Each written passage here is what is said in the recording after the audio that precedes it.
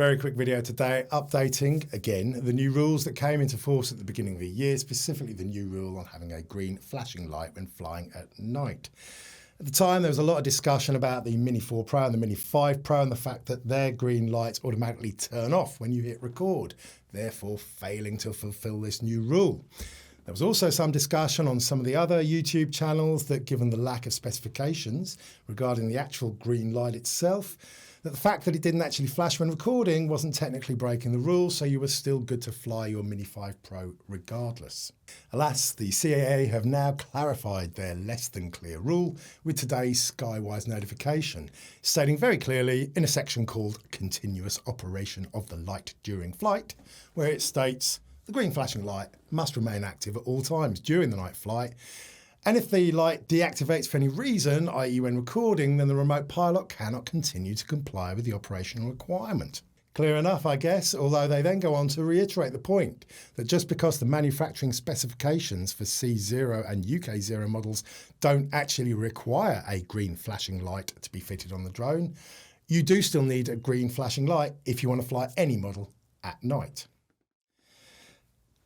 What I find so frustrating, though, is how they actually acknowledge their vagueness of their rules further down in the section called Technical Specifications and Positioning of the Lighting, where they go on to state the regulations do not specify minimum requirements for the brightness, flash frequency, visibility angle, directionality or illumination range. It's literally saying it can be any sort of flashing light as long as it flashes. So you could easily say, taking that literally, you could have a light that just flashes once a minute and you'd still be compliant.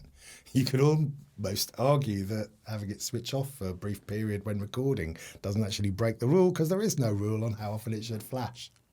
Look, as ever, I am merely the messenger here. I don't think it's any secret how hopelessly overregulated I think drones are, considering the lack of actual significant proven incidents. And this is just another little rule that initially sounds reasonable, but when you actually look into it, it's a complete mess. They also make it clear that adding an extra strobe will count towards its weight. And on that, remember that when a C0 model goes over 250 grams, it doesn't simply become a C1 model. It merely stops being a C0 model. So technically, adding that small strobe to your Mini 5 Pro stops it being C0, does not make it C1, it's not classified as a C1, so technically it's an unclassified drone over 250 grams. You can only fly in open countryside. What an absolute dog's breakfast. So look, what is my take? In fairness, I don't actually fly many drones at night. And if I do fly my Mini 5 Pro, I will probably be keeping the recordings very short and worry about how frequently or infrequently my little green light flashes later. But look, that's me.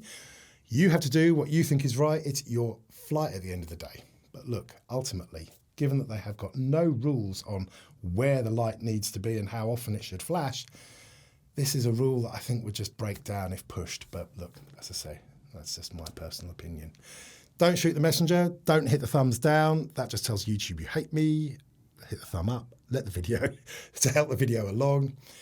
Either way, look, you can tell I'm getting all flustered here because I just get so worked up by all this rubbish, I really do. Until next time, have fun, happy flying.